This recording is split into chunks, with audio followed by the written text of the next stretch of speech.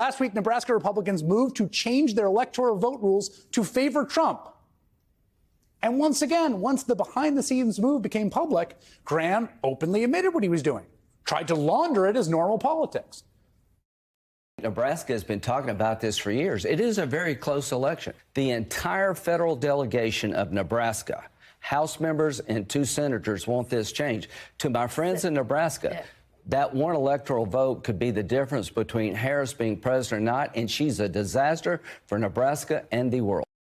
Side note, you see how the Electoral College is a Rube Goldberg machine that basically just invites this kind of anti-democratic sabotage? Like, what are we doing here? Why do we have these rules? Count all the votes. The person with most votes should win, like every other election in America except president. That said, Republicans would rather cheat than actually win. And we saw this time and time again in 2020 when Trump and his errand boy, Lindsey Graham, and the rest of the MAGA world pressured Raffensperger, the Republican Secretary of State, to change votes in Georgia after they'd been cast, when they pushed Arizona's Republican House Speaker, Rusty Bowers, to appoint an alternate slate of fake Trump electors. In both those cases, America's future hung in the balance. Trump's attacks on democracy only failed because the courage and integrity of individual Republicans, like Brad Raffensperger in Georgia and Rusty Bowers in Arizona, resisting the pressure to rig the system. And now that appears to be exactly what's happening in Nebraska. You see, in order to hold a special session to change their electoral vote rules, Nebraska Republicans need a filibuster-proof 33-vote majority. One single Republican senator could block that plan, and one did. His name is Senator Mike McDonald. He's a former Democrat who announced publicly yesterday he was a no vote on the change. If you look at my position, it's been no, and I made it clear for the reasons is I believe it makes Omaha relevant in a presidential election. It brings dollars into our city. We're talking about potentially a $50 million economic impact this round. And also it makes you got to work for it. You got to work for our vote. Last point is the biggest one, seems to me. You got to work for a vote. I mean, Trump won that Omaha district in 2016. It's not like completely out of reach. He could win it again if he focused on getting out the vote. But remember what he keeps telling his supporters and his campaign workers. I don't need votes. I need to watch the vote. Because ultimately, Donald Trump would rather cheat than win. And Nebraska Republican State Senator Mike McDonald, the man of the hour, joins me now. State Senator, it's wonderful to have you in the program. Thanks for making some time for us tonight. Good evening. Thanks for the invitation. I wondered if, just a sort of informational start, if from your perspective, you could guide us through what the conversations in the State House and in that Republican caucus have been like through this year, going back to April when it first surfaced as an idea, then it seemed to kind of go away and then made a sudden comeback last week.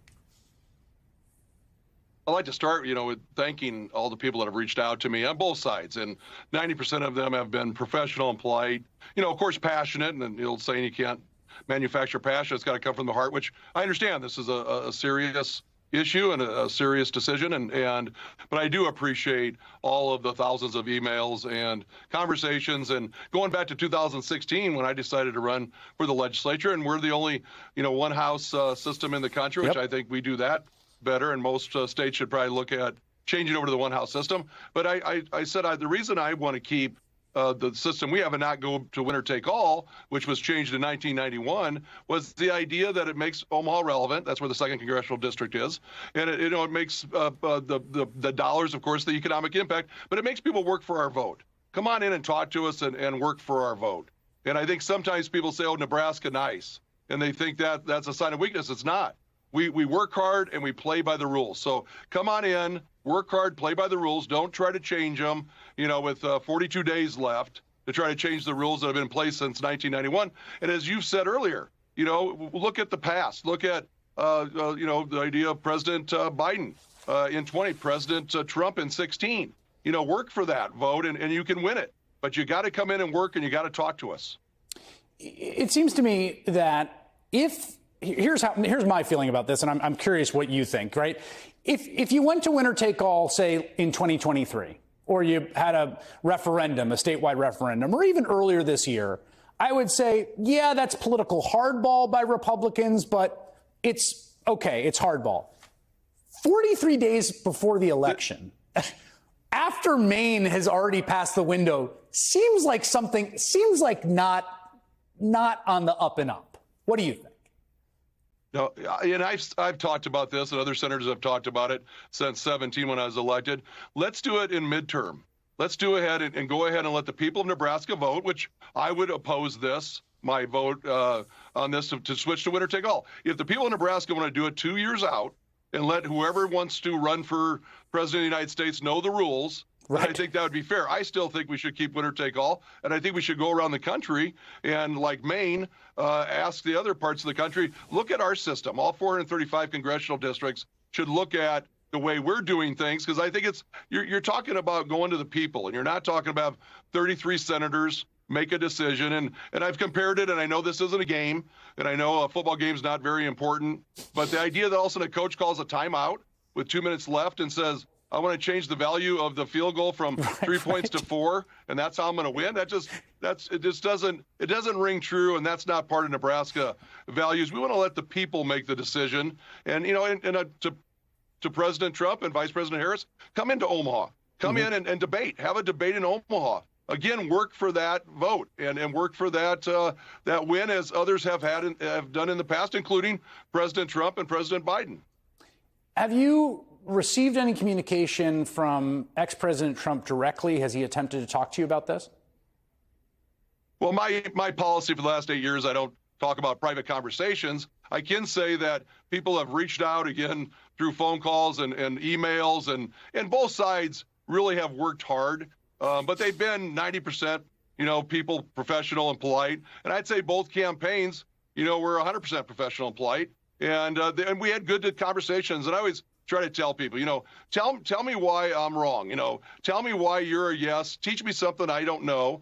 But since 16, when I ran, I've been consistent on this issue based on the idea. I think this is better than winner take all. I think this is better for our democracy. Let people vote. And also, I haven't hit it. The idea of the red dot, blue dot. How about the green dot? It is an economic boost to the city of Omaha. But also, come work for the dot. Come talk to the people of 2nd Congressional District and work for that vote and for that potential win. Are you at all? I know the ex-President Trump, said you were wrong about this and sort of blasted you on Truth Social, which I'm sure is par for the course. Are you prepared, I guess, for the glare of that to intensify? Well, I stand behind my word, and for 8 years you can talk to my colleagues, and I have 48 colleagues that I know work hard and they're good people, but that I disagree with on a number of issues. But you can talk to them, and they'll tell you that I keep my word. And the idea of actually representing the people, and I represent the Legislative District 5 at South Omaha. I represent those people, and I'll stand up for those people and all the people of the city of Omaha and Nebraska and the country.